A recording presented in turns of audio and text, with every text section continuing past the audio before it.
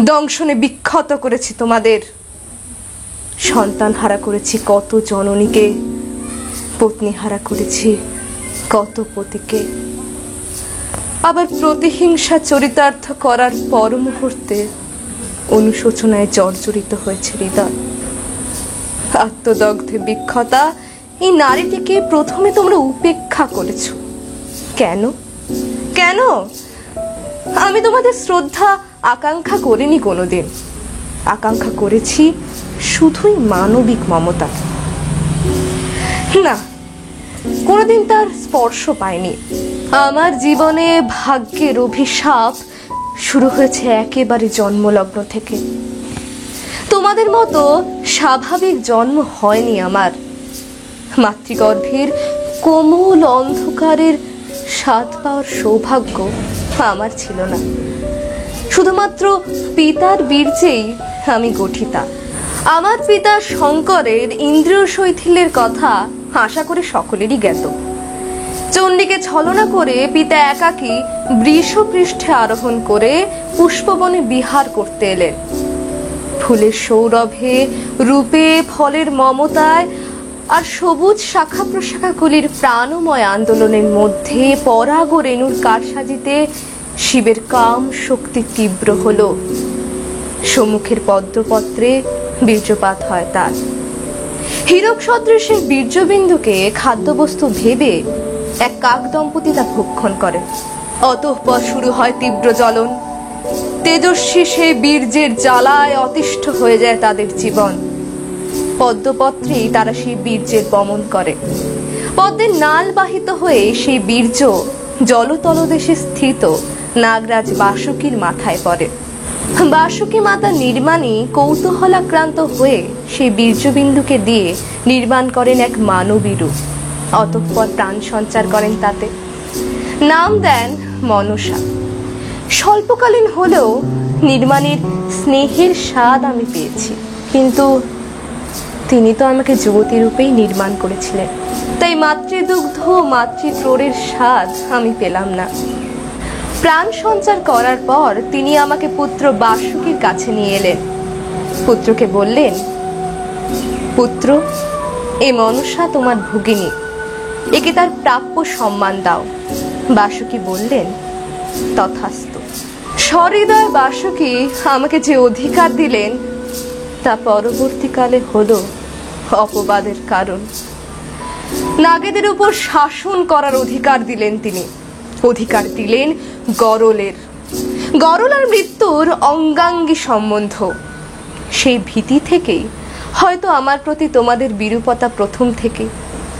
যা হোক, শিরোধার্য করে নিলাম ভ্রাতার আদেশ। পরিণতির কথা অবগত ছিলাম না বলে মনে মনে ভাবলাম, পিতার সমাজে একদিন না একদিন ঠাঁই হবে। হায় রে হায়, সেই মায়াবী আশা। কালীদহে ক্রীড়া কৌতুকে দিন কাটছিল আমার। নাগেরা লন্ড ভন্ড করছিল পুষ্পবন। সেই সংবাদ অবগত হয়ে আমার পিতা ক্রুদ্ধ হলেন। প্রথমে গরুরকে প্রেরণ করলেন। গরুর নির্বিচারে নাগেদের হত্যা করতে লাগলো। তাদের আর্তনাদে কালীদহের বাতাস ভারী হয়ে উঠল। কুমারী হয়েও নাগেদের আমি সন্তান স্নেহে প্রতিপালন করেছি, তাই তাদের উদ্ধারের জন্য ছুটে এলাম কালীদহে। ততক্ষণে পিতাও এসে উপস্থিত হয়েছেন। গরুর কিভাবে তার আদেশ পালন করছে তার স্বচক্ষে দেখতে এসেছেন পিতা। আমি পিতার দৃষ্টিতে পতিত হলাম। আমি যে তার কন্যা তা জানেন না পিতা। আজ পিতা পুত্রীর পরিচয় হবে এ কথা ভেবে আনন্দ হচ্ছে, কিন্তু কিন্তু এ কি? পিতার দৃষ্টিতে এমন বিকার কেন? নারী হয়ে পুরুষের কাম ও বিরংসার দৃষ্টি যে আমি বুঝি, এক দৃষ্টিতে তাকিয়ে আছেন আমার দিকে। এ মুহূর্তে তার বাস্তব বুদ্ধি আর হিতাহিত জ্ঞান লুপ্ত। পিতা আমাকে রমণ করতে উদ্যত হলেন। হে কি বঞ্চনা! পিতা আমাকে রমণ করতে উদ্যত হলেন। তার অগ্রসর হওয়ার প্রাক মুহূর্তে আমি চিৎকার করে উঠলাম, থামুন পিতা, থামুন। হয়তো আমার চিৎকারে, হয়তো হয়তো বা পিতৃ সম্বোধনে পিতা বিস্মিত হলেন। বিভ্রান্ত হয়ে স্থলিত কণ্ঠে পিতা বললেন, পিতা? কার পিতা? আমার আমার পিতা। পিতা? কে? কে তুমি? পিতা, আমি আপনার কন্যা মনসা। মনসা? মনসা? মনসা আমার কন্যা?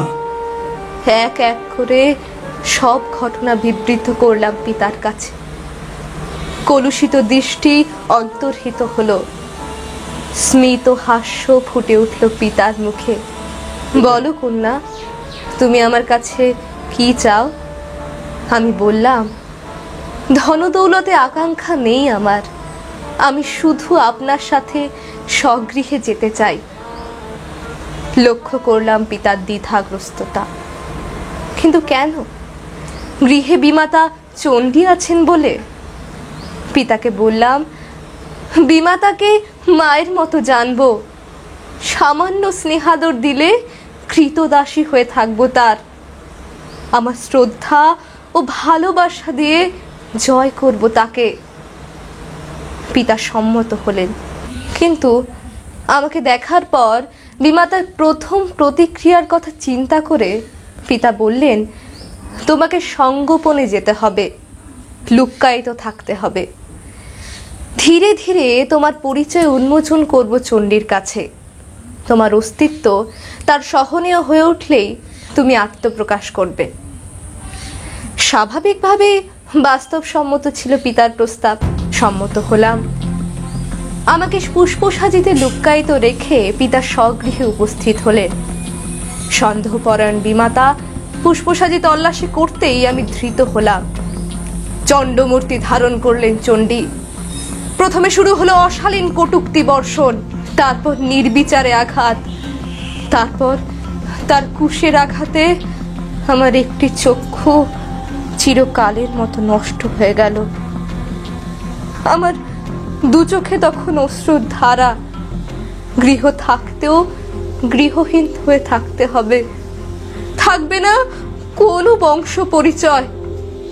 কত অনুনয় বিনয় করলাম বিমাতার কাছে, কিন্তু তার ক্রোধ প্রশমিত হলো না। উপরন্তু তিনি আমাকে অভিযোগ করে পিতৃগামিনী বললেন। আমি আমি পিতৃগামিনী? সহসা আমার শোকাশ্রু শুকিয়ে গেল। উষ্ণ রক্ত স্রোত প্রবাহিত হতে লাগলো শিরায় শিরায়, নাসারন্ধ্র ফুলে উঠতে লাগলো। বিষ দৃষ্টিতে তাকালাম বিমাতার দিকে। ঢলে পড়লেন তিনি। হৃদস্পন্দন বন্ধ হয়ে গেল তার। হাহাকার করে উঠলেন পিতা। এ কি? বিমাতার প্রতি ক্রুদ্ধ হয়ে পিতার জীবনেও চরম সর্বনাশ ডেকে আনলাম।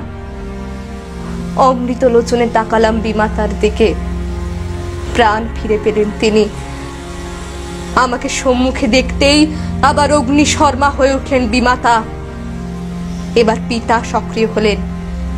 বিমাতাকে তিরস্কার করে বললেন, হে কি আচরণ তোমার? এ যে অকৃতজ্ঞতা। মনসা তো তোমার কোনো ক্ষতি করেনি। বিমাতা বললেন, ওর উপস্থিতি আমি সহ্য করতে পারছি না, ওকে অন্যত্র নিয়ে যাও। উপায় না পেয়ে আমি অন্যত্র বসবাসের সিদ্ধান্ত নিলাম। পিতা আমাকে নিয়ে এলেন সিজুয়া পর্বতে। সিজ বৃক্ষে পরিপূর্ণ সে পর্বত বড়ই সুন্দর। আমি পথাশ্রমে ক্লান্ত হয়ে গিয়েছিলাম। এক সিজ বৃক্ষের তলায় বিশ্রাম গ্রহণ করতে করতে নিদ্রাধিভূত হয়ে যায়। নিদ্রাভঙ্গে দেখি নেতা ও ধামাইকে আমার রক্ষণাবেক্ষণে নিযুক্ত করে বিদায় নিয়েছেন পিতা। কিছুদিন পর দেবর্ষী নারদ আমার কাছে এলেন। আমাকে বললেন, তোমাকে একটা দারুণ দুঃসংবাদ দিতে এসেছি। চমকে উঠলাম আমি। এমনিতেই দুর্ভাগ্যময় জীবন আমার, তার মধ্যে কি এমন দুঃসংবাদ বয়ে এনেছেন দেবর্ষী?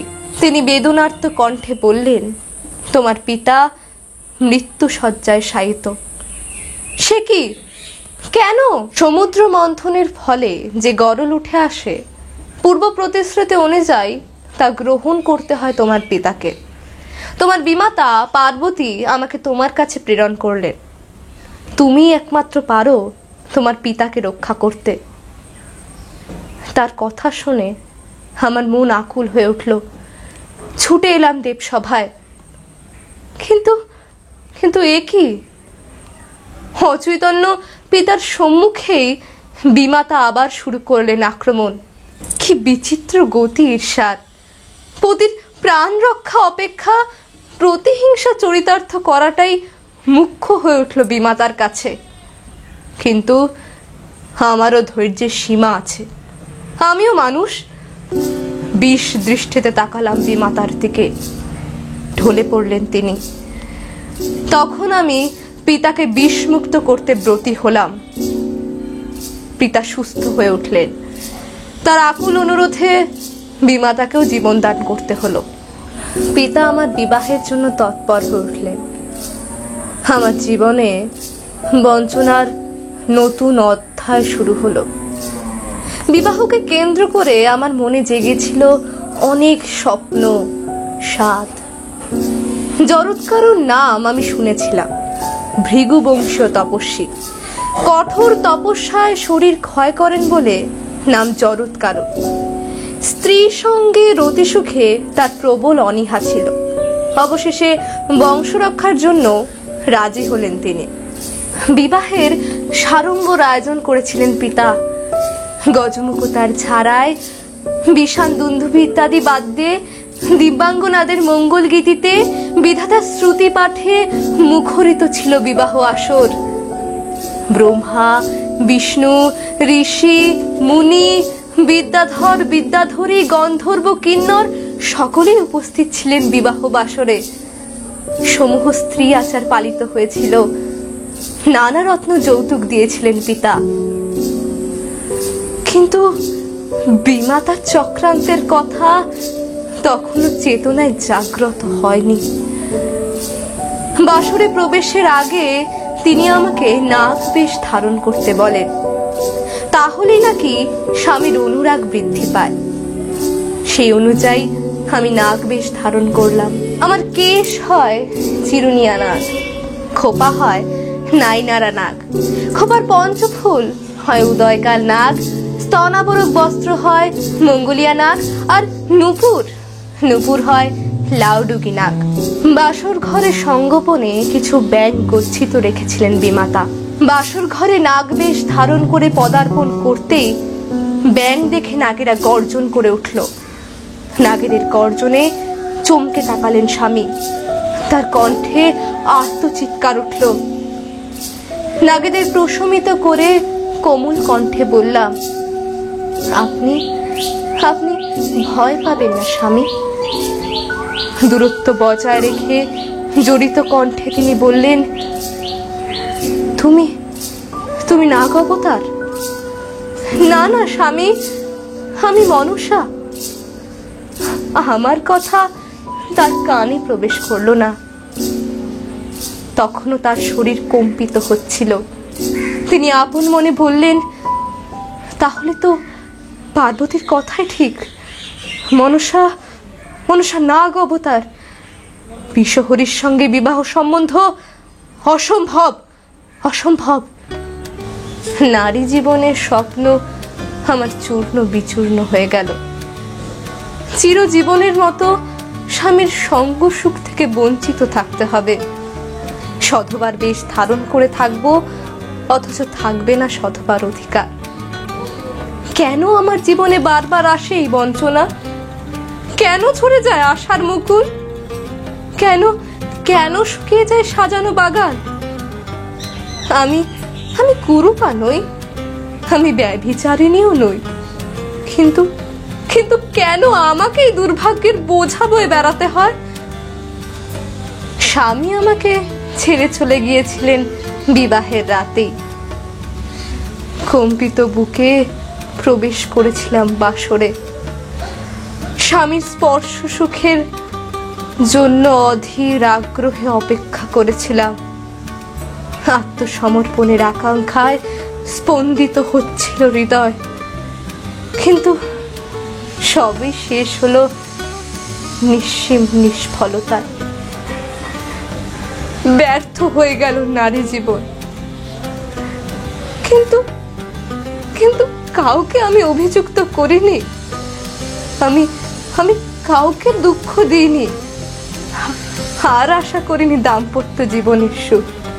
চন্দ্রধরের 6 পুত্রকে বিষ প্রয়োগে বধ করেছি, জলতল দেশে ডুবিয়ে দিয়েছি তার বাণিজ্য তরী, ধ্বংস করেছি গুয়াবাড়ি, অবশেষে দংশিত হয়েছে লক্ষিন্দর।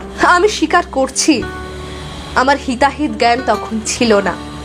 ন্যূনতম স্নেহ মমতা যে জীবনে পেল না, তার নিষ্ঠুরতাকে নৈতিকতার কোন মানদণ্ডে বিচার করবে? শেষ পর্যন্ত যদিও প্রতিহিংসা চরিতার্থ করা সম্ভব হলো না, আমি পরাজিত হলাম নিজের কাছে। আমার ভেতরের নারী সত্তা জাগ্রত হলো। বিবাহ রাত্রে লক্ষিন্দরকে হত্যা করে চন্দ্রধরকে শেষ আঘাত দিতে চেয়েছিলাম। মৃতপতির জন্য বেহুলার হাহাকারকে গ্রাহ্য করিনি, মনে মনে বলেছিলাম, কাঁদো বেহুলা কাঁদো। আমিও এমনি করে কেঁদেছিলাম, কেউ সান্ত্বনা দেয়নি, দাঁড়ায়নি পাশে এসে, আমার হাহাকারকে অনুভব করো বেহুলা। কিন্তু কিন্তু আমাকে বিস্মিত করলো বেহুলা। স্বামীর পুনরুজ্জীবনের জন্য তার কষ্ট সাধনার তপস্যা আমার হিংস্রতা নিষ্ঠুরতাকে প্রশমিত করে দিল। মনে হলো এই তপস্যার নাম প্রেম। এত শক্তি প্রেমের! সমস্ত প্রলোভন আর প্রতিবন্ধকতাকে সে পদদলিত করে যেতে পারে। আমি তো সমস্তই ফিরিয়ে দিলাম বেহুলাকে। মনে হলো নিজেকেই ফিরিয়ে দিলাম যেন। বিষ দৃষ্টি নয়, গ্রহণ করলাম বেহুলার প্রেম দৃষ্টি। আমিও অপেক্ষা করব জরৎকারুর জন্য। নাগিনী রূপান্তরিত হবে প্রেমিকা নারীতে। তার আহ্বান ব্যর্থ নয়, জরৎকারুকে যে আসতেই হবে।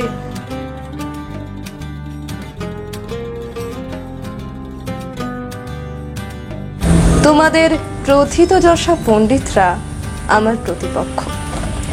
নিতান্তই ঈর্ষাপরায়ণ ব্যক্তি তারা। বাহ্যিক বিচারেই তাদের সমাধিক উৎসাহ।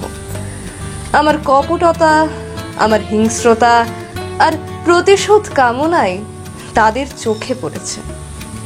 এ দর্শন পক্ষপাতিত্বের নামান্তর। কেউ কেউ আবার আমার সঙ্গে সমকালীন স্বৈরাচারী তুর্কি শাসকদের সাদৃশ্য দর্শনে পুলকিত। অথচ তত্ত্বকথার রঙিন কাঁচ অপসারিত হলে তারা অত্যন্ত সহজেই দেখতে পারতেন এক পরাজিতা মানবীকে।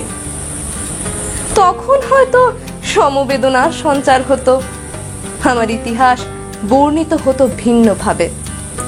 তা হয়নি বলেই তোমাদের কাছে নিতান্ত ঘৃণিত কলঙ্কিত হয়ে বিরাজ করছি।